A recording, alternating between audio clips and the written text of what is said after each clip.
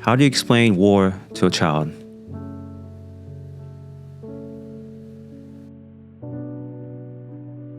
Other day, my oldest child walked into the room while the news was on and asked me a pretty simple question that was kind of hard to answer.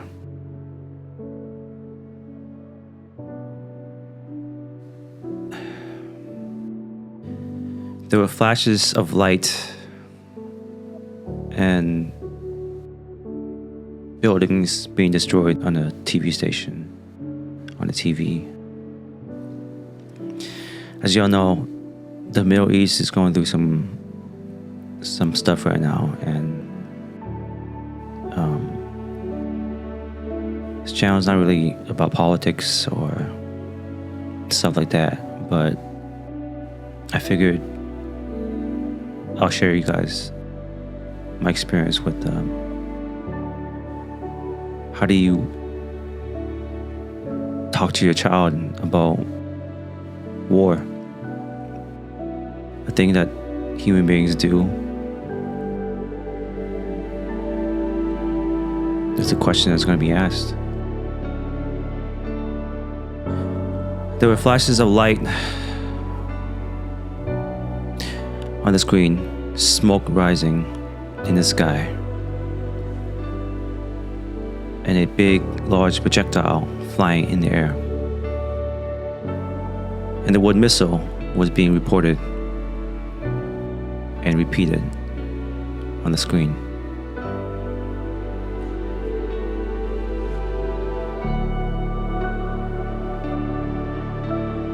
He stood there quietly for a moment. He asked me, "Dad, what's a missile?" And for a second, I didn't know how to answer that.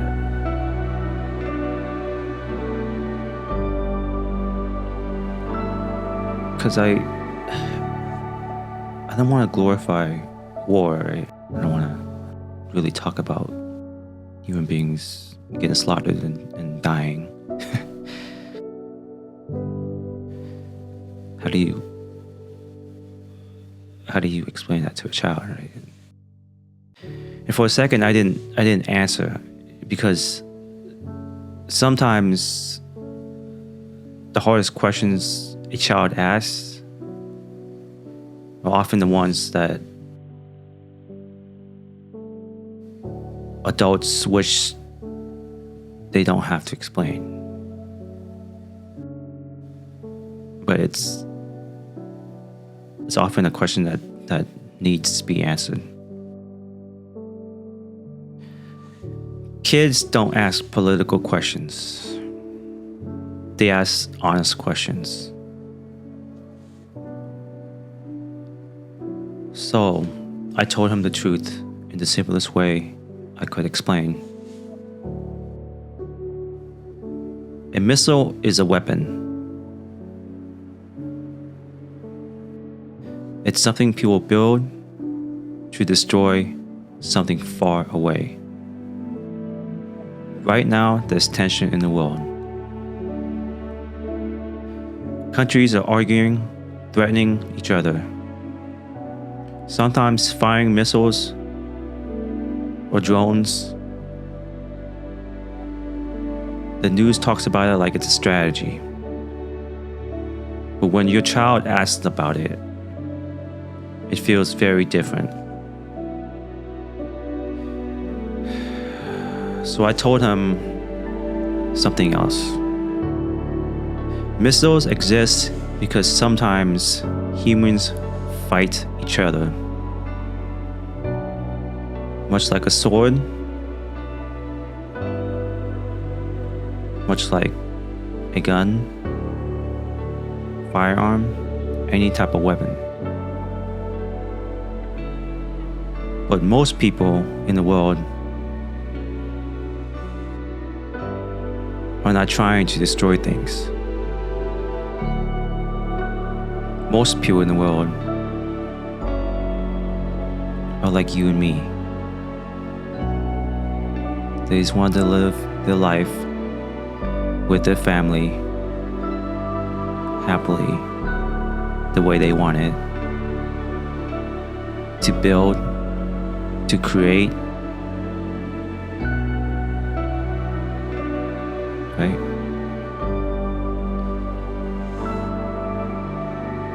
And most people,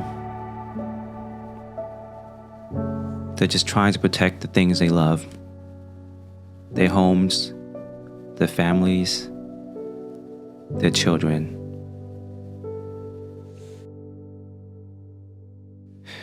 He looked back at the screen. Then he asked me the real question.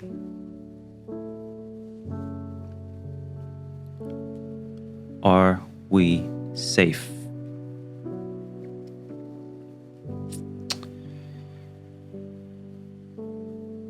You know, it took me,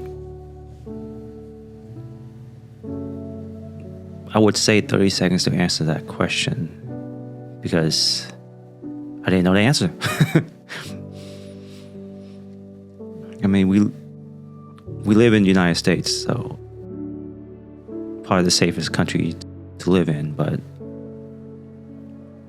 I don't know the answer to that question 100%. But that's the thing about kids. They don't care about geopolitics. They only care about home. So I told him the truth. Yes, we are safe. Knowing that that's only the partial truth, because no one knows. And then I turned the news off.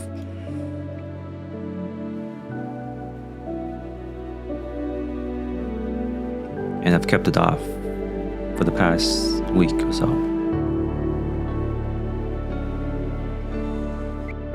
I like to know what happens around the world, but I don't like seeing destruction, death, suffering.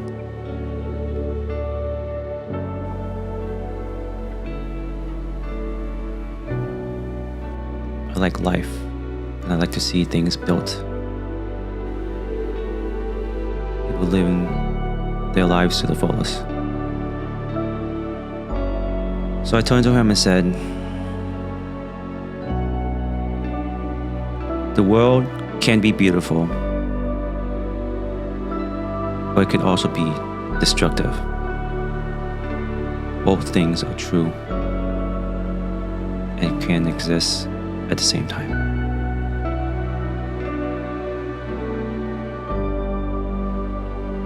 That's the part about being human. We build forests, we build cities, we build families, we invent great things that help the planet, help animals, help everything. And we can also do the opposite. We also build things that can destroy. And it's tough. It's tough to explain that to a kid, because you're implanting a seed that not all humans are the same. But I feel like it's something they must know. But they also must remember that there are bad apples, but there are also people like us that value the planet, that value life, that value things built, peace. And sometimes unfortunately, those bad apples, they build weapons. But the most important thing is we build the future and we leave it for our children. So if you ever wonder how to explain war to a child, maybe the answer is tell them the truth.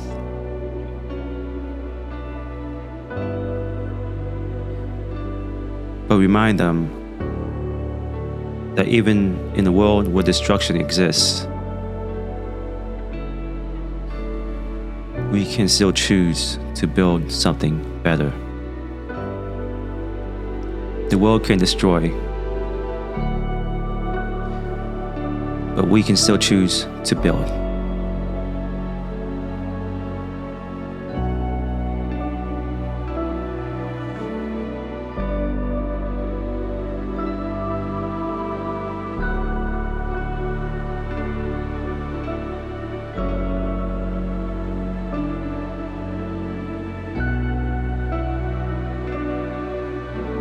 The greatest victory is the victory that requires no war. King Ashoka the Great.